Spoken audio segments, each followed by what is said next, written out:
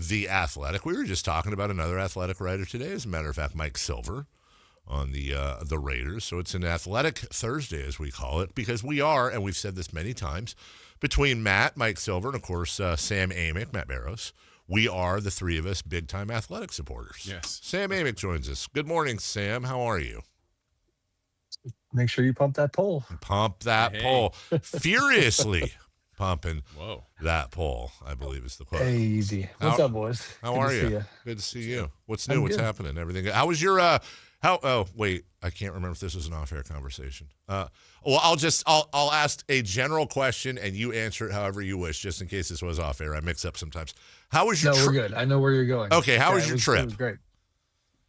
Yes. Good. So I had an assignment to, and as fathers, you both can appreciate it. It was fun.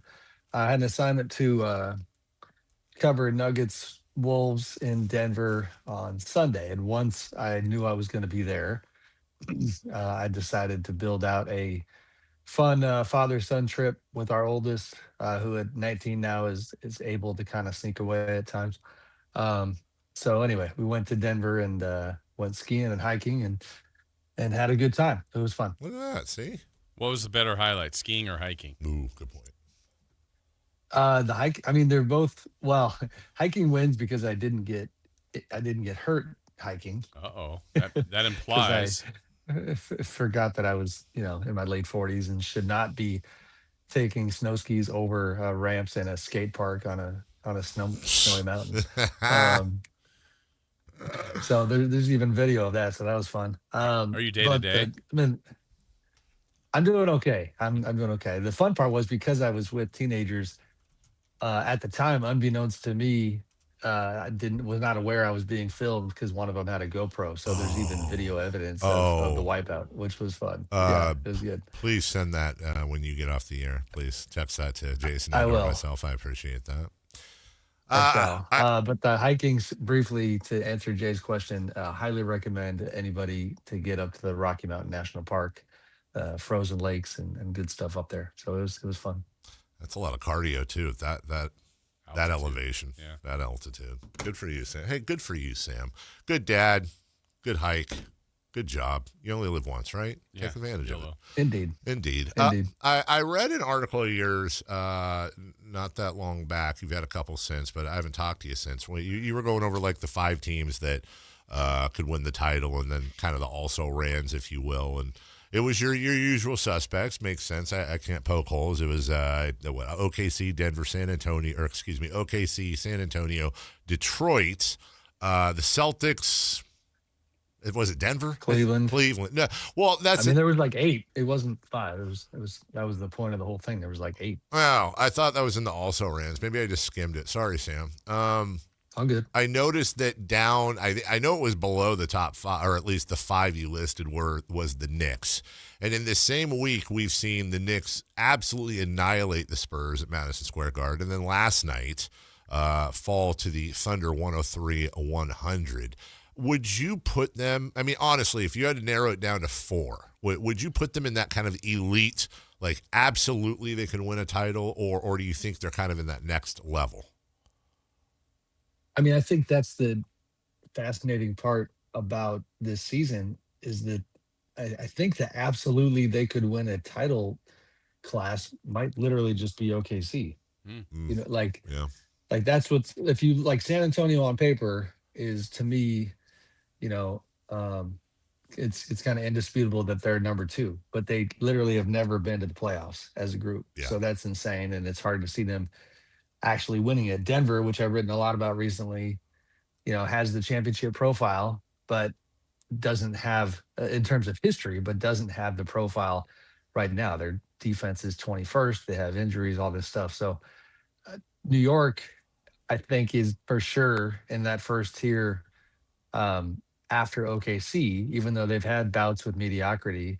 The matchups within these different contenders is really interesting because you're talking about, the Knicks getting over on the Spurs, like you said, multiple times, including in the NBA Cup. And then, OKC showing that they match up better with the Knicks. So, but I mean, yes, I think New York, do I think they're going to win the title? If it was Knicks against the field, I'm picking the field. But I think they belong in that conversation. I just really quickly want to follow up because I'm really surprised. If I was picking who's going to play in the NBA Finals today, I would pick heavily, not heavily, but fairly heavily. I'm thinking OKC and the Pistons are on a collision course. But is there something, you mentioned the Spurs and not having really been to the playoffs and not having that experience? Is it a little bit of the same with the Pistons for you? Yeah, it's just, I mean, they're farther down that road because they went there last Yeah. year and did a few things. But it is similar for sure. Now the physicality, that's where you look at the Pistons and you say, all right, like that's going to play really well in the postseason. And that's where I think, they're going to make their hay. Cleveland is another one where I know it's a really small sample size because of, Harden having not been there that long and he's already dealt with the hand. But, if they are healthy, I can see them actually pushing for it. But I mean, that's fair. Detroit is dominant. And it's funny, just as a quick, aside, subplot, asterisk, whatever. Man, I was looking at the Hornets numbers last night, and it's just I'm excited for on the East, like this like monkey wrench that is gonna get potentially thrown into the eastern side of the bracket. Because if you go back to November 22nd, or not November, I'm sorry, January 22nd, like a decent sample size, it's on paper, it's the best team in the NBA. Wow. Is the Charlotte Hornets. And so, if they can get into that out of the play-in and muck it up in the first round, against a team like Detroit, that could be fun. Yeah, I mean, at this point, Sam, I don't know if interesting is the right word, but is the East, well, more interesting or more competitive going into the playoffs than, as you kind of said, it felt like OKC is the one that could get out of the West? I think it should all be good on the West too. I think San Antonio is interesting. I think who we leaving out? Minnesota, who I just saw. I mean, Minnesota's won, I think 7 out of 8 at this point. Houston's still a 3 seed. Yeah. Yeah, and Houston, it's weird. The optics around Houston are not great, and it's partly by their own doing, not only on the court, but their GM Rafael Stone going into right after the deadline, at a press conference, kind of surprisingly said that he had wondered to himself if this just wasn't their year because of health, but it's just not the type of thing you normally say publicly. So, but they're still a good team. They're just not as good as we thought they were going to be. So I think honestly that the parity is crazy. I asked Chris Finch about this the other day, the Timberwolves coach, and whether or not he agreed that two things, that for one, we are officially in that time of year right now where when the good teams play one another, it's gotten real spicy, that it's got a pre-playoff intensity to it. He agreed with that, and then we saw that bear out on Sunday when those two teams played. But then also the idea that in terms of confidence level among these different teams, that that all of them think they've got a crack at this thing. And the backdrop is that OKC went from starting the year 24-1 to obviously being a whole lot more mediocre since then. I mean, they're still fantastic, but it's nothing like that first 25 games. Sam Amick joining us, going back to what we were just talking about too. One of the reasons why I would be relatively excited to see the Thunder and Pistons in the finals is, we were talking earlier about Mike Brown's comments last night on SGA and how he's really got the refs around his finger. Again, according to Mike, I'm paraphrasing. And he and Luka Doncic have been topics of conversation lately. Now that tanking has seemingly died down a tiny bit, now the new complaint du jour is complaining from the players. But when watching, I think it was, Sam, the Spurs and Pistons, and the Pistons were getting very aggressive with Victor Wembanyama. And I forget who said it on the commentary team, but they said something to the effect of, the Pistons are one of those teams, much like the Thunder, where they play such aggressive defense that the refs cannot call every foul. If they call every foul, whether you believe that's BS or not, half the teams are going to get fouled out. I find it very interesting, a scenario, Sam, in this day and age of offense rules everything, to see a Thunder Pistons teams going at it in a scenario where you might have the two most aggressive defensive teams in the league, if not two or three. For sure. No, I mean that part, it's funny, like when you hear, not to use this overused term, but casual fans talk about how there's no defense in the NBA. It's just not true. I mean, these teams are elite, they're physical, they're tough. Look at the controversy with Lou Dort and Joker from last week, which is the product of Lou Dort putting his bad boy Pistons type hat on and doing the type of stuff that you do to get over on the other team. And it was a dirty play, and then he ends up having to kind of speak to it afterwards. The Pistons have a lot of that. I mean, that's the mentality from back in the day. Jerry Sloan with the Jazz, would constantly, I forget how he phrased it, but he taught all of his teams that if we foul 300 times in a game, they can only call 40 of them or whatever the number is. And that's an approach that these teams certainly seem to live by. Sam Amick of The Athletic joining us. Sam, I want to ask you about a couple players, one that has come back, another one that may be, but we'll start with Giannis, a team you know well. They got some work to do to get into that top 10 as he has come back, but also maybe Jayson Tatum, whether or not that changes the scope of things if in fact he does come back. It does. I mean, it's funny, for one, to see them pretend for a second that Tatum's, like right now, not still part of the equation. And man, they just get run by Charlotte yesterday. That got my attention. That Hornets offense is incredible. But the Celtics have had a very good year. They're firmly in that third spot.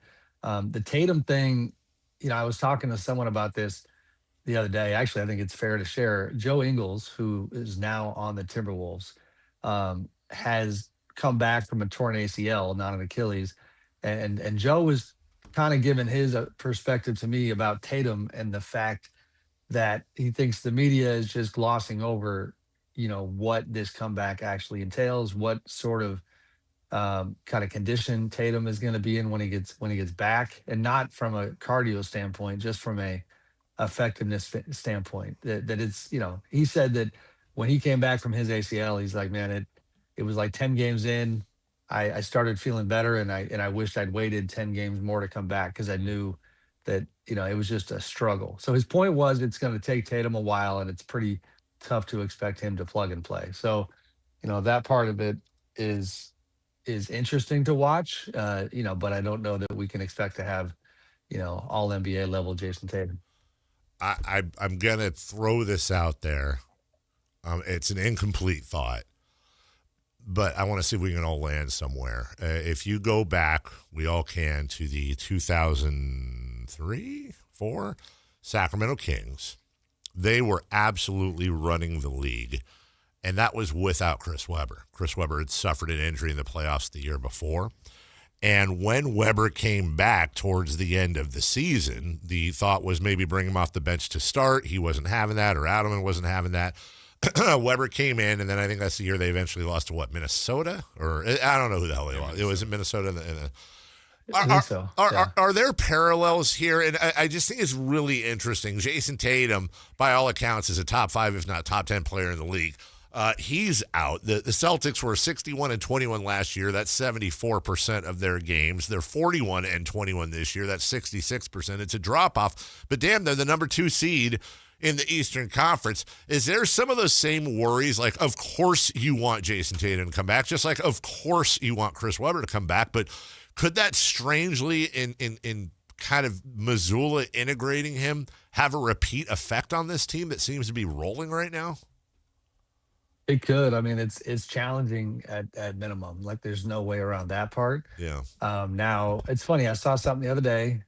Buddy of mine, Chris Mannix from SI, who is a Bostonian, always has a great pulse on the Celtics. His brother actually works for the team and has forever. So Chris made a statement that I think is germane to what you're asking, Dave, which is that he said Jayson Tatum understands that right now he is returning to Jaylen Brown's team. Mm-hmm. And so what that looks like, I don't know, but in terms of the psychological side of the game, that's the right mentality for Jayson to have. And Jaylen deserves it. I mean, that guy he should be likely on people's top 5 MVP list. He's been incredible. But yeah, it's funny because if you don't have Tatum and you like, to your point, Dave, you go with what you know, then most objective observers are going to say, well, you don't have enough to win the title. And I would be one of them. I Yeah. don't think they do. So it's like, you probably still are excited to go through this uncomfortable reentry and see what comes out on the other side. But I do think, to your point, that it could be tricky. Sam, we, all three of us, spent a lot of time talking about Jonathan Kuminga and his possibility of becoming a Sacramento King. Obviously, never happened. He's finally dealt. He goes to Atlanta. He's been great for them. Porzingis, we just haven't seen that for the Warriors. What do you think the Warriors think about where they are now and just how that all played out? It's funny, and I'm cheating for the people on video. I'm going to look at the box score from last night. That's He didn't okay. do much last night, did he? I haven't looked, actually. No, I know. I'm pretty sure Atlanta won last night. Let's bring that up. Last night, the Hawks He actually didn't play at all. Wow, 130. So he didn't do that much. You were correct. Yeah, he didn't play. I don't know, but it's almost like he got hurt thing. So I don't know the deal there. But yes, before then he's been good. What I was going to share that cracked me up yesterday is that I did Bay Area radio, right?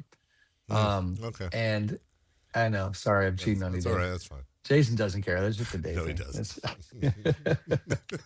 But I'm on KMBR and I'm talking about the Warriors and I'm getting all these questions about Kuminga and Porzingis and I literally, guys, I thought to myself, like, damn, I'm kind of depressed talking about the Warriors right now. And it feels the only place I normally have this feeling when I talk about a team is on Sactown Sports talking about the game. That's us. Hey, we're relatable. one. Yeah, us Warriors, same thing. Yeah. I literally was just like, because it's, in certain markets, of course, you're going to be hyper focused on certain storylines. And the Warriors fans it's just Kuminga, Porzingis, Curry. That's it. And it's not a good time for them. The Porzingis thing is as bad as you could imagine after, they trade for a guy that is widely known to have a struggle with a very mysterious illness. They claim that they're confident that he's going to play and that it's not going to impact his time with them. And then lo and behold, that's exactly what happens. And he's not on the floor. He did make the trip. And so we'll see if he plays at all. He's not playing today in Houston.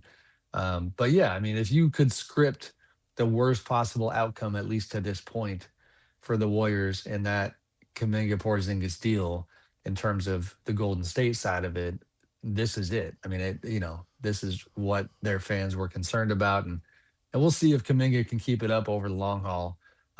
But the Porzingis side for the Warriors is actually, like, I think more meaningful in a bad way for them, because not only did they want him for a possible playoff run, but they were talking about re-signing him. If you have a guy on that type of salary slot, down the road, if you do get lucky and get a Giannis, you might need that salary slot to do a star player trade, and that entire plan is completely off the tracks right now. Well, since you brought it up, we can finish here, or I guess we're getting close to finishing. By the way, I don't know if you do. I'm trying to think. We're the Kings flagship. I'm trying to think of questions to ask Sam about the Kings. I literally don't. Hey, so Sam, you think they're on the right track with losing? How about that draft pick? I don't know. Yeah, I'm not gonna lie. I'm not mad at it. Yeah, we can take a break for this week. There's just not a ton to really go over. I have 10 questions. Here's what I'll add. Go ahead. Do not do that to me. My Wi-Fi will mysteriously go out. What were you going to add? I was going to add, because it's Kings-ish, or adjacent, this stat that Tom Haberstroh from Yahoo has been promoting that is insane, that the bottom 10 teams in the NBA, obviously the Kings of which being one, have now lost 44 consecutive games combined. Yeah. So the tank is real, and they they weren't intentionally part of it before, and it certainly seems like they're more intentionally part of it now. But yeah. Well, when we were, this tanking is because teams they're not good enough to win the title. They don't want to be a treadmill team that we've coined now for over the last couple of years, a team that's in that middle no man's land. And Jayson and I were having this conversation. I know how these things get aggregated, so anybody aggregating this, please include this part.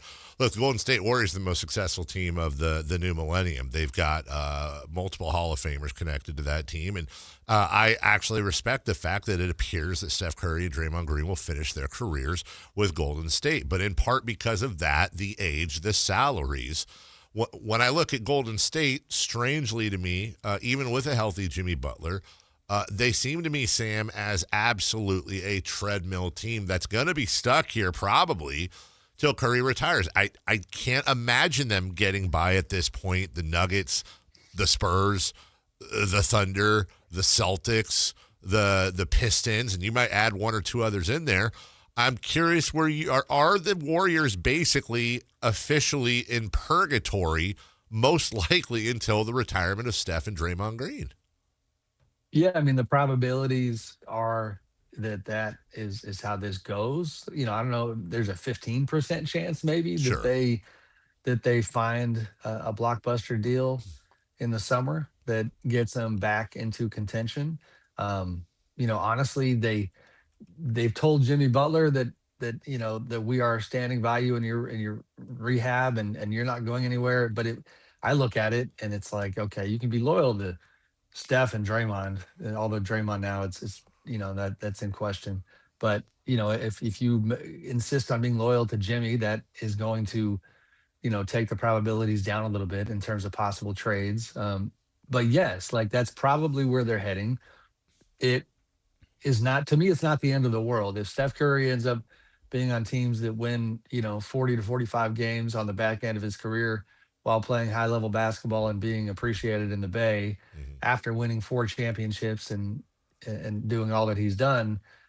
It has a little bit of shades of how Kobe went out, like where Kobe was in the era with Lonzo Ball and Julius Randle and all those teams with the young guys that didn't do anything, and then they weren't winning a lot of games at the end when he retired. That's just how it goes. If you look across the board right now, I actually thought about this as a possible story idea. It's so interesting to me, like all of these all-time greats, these absolute legends in the NBA right now who are struggling to write their perfect final chapter, but coming up short. You know what I mean? Like, how do you think LeBron feels about the way his final chapter is going? Even Kevin Durant, like we said, the Rockets are good, but it's his fourth team in however many years, and Chris Paul just got exiled by the Clippers and then forced into retirement, and all the way down the line, James Harden's trying to chase a title in Cleveland. This is how it goes. You don't control your final chapter, even if you are somebody with more leverage in the entire association, arguably like Steph has. So all of which is to say, like, yeah, the Warriors are heading down that road. It's not going to change anytime soon in terms of they're not trading Steph. They're not thinking about, doing anything like that. But it just hasn't worked out for them.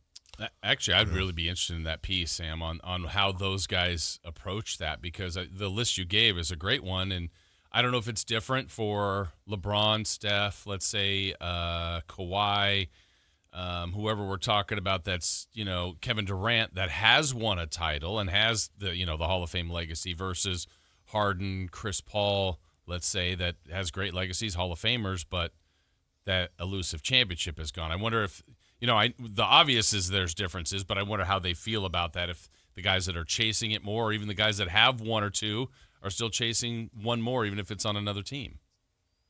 Yeah, 100%. Well, and even like Durant comes to mind as somebody who he's got the championships, but everybody argues about, I mean, he was incredible when they won Yes. two with the Warriors, but that's Steph's team. It's always going to be Steph's team. So if he could get one away from Golden State, that would help his Mhm. legacy. James, I think his situation is so interesting. When the Clippers last summer made it clear to him that they would not commit to him contractually beyond this season. What we know now is that he had unofficially already begun to figure out where he was going to play next going into this season. And it was like this calculated, looking at the game board and figuring out where do I have a shot, and was able to make the Cleveland thing happen. And now he's trying to make the most of that. But um, yeah, it's the theme there is that lack of control, and there's you're going to be in situations that you wish were better, no matter how great you are. Well, Chris Verlod says we got to go, and we do. I'll leave you with this. Sam, you always give us such amazing information, and we get scoops and all that stuff. I feel bad that we don't often return the favor. So would you like me to give you a very quick scoop before we get off the phone? I would love it. Let's hear it. LeBron James will sign a 2-year deal this summer. It'll be the final 2-year deal of his career. He'll play You're trying to get aggregated right now. He's going to play the final. He's going to play for the Lakers. He's going to play his final 2. Maybe the Cavs. I don't know. He's going to sign a 2-year deal. But I'm telling you, the Lakers makes the most sense. He's going to play next year. He'll play the following year. That'll be his retirement tour. And then his career will officially cap up, because you know he loves the dramatics, in Los Angeles, winning a gold medal in the Olympics. That's how he's going to end his career. He's going to do his retirement tour in 2 years, and then he's going to finish at 43 years old at the Olympics in Los Angeles, winning a gold medal. I'm telling you, that's what's going to happen. So I wouldn't say report it yet. You might want to get a second source. People should. They just put your name on it. This is you, buddy. You're on the hook. Yeah. You just put yourself out there. I'm not reporting it as fact. I'm saying this is what I think's going to happen. You're talking storybook, but you're not listening to anything we just said at all. I was not. I was playing Royal Match. Storybook doesn't work. Yeah. No. That's the thing is like that's these guys would love to have their storybook. I don't see that happening. That would be fun for him. But that Lakers vibe is still pretty crunchy. So, TBD. All right. Well, one of us hikes. The other one comes up with rumors on the radio. Sam Amick of The Athletic. Check him out at theathletic.com. Download the app. Get yourself a subscription. You hear how much we lean on The Athletic for content. It is a wonderful, wonderful source of everything. Sam, appreciate you. Congratulations on not getting injured. And we'll talk to you next week, old man. Thanks, boys. I'll see you. Take Bye. care. We were way late for a break. When we come back, Jason Ross did some research, and he has ranked his top 100. Not me. Oh, it's ESPN. Yeah.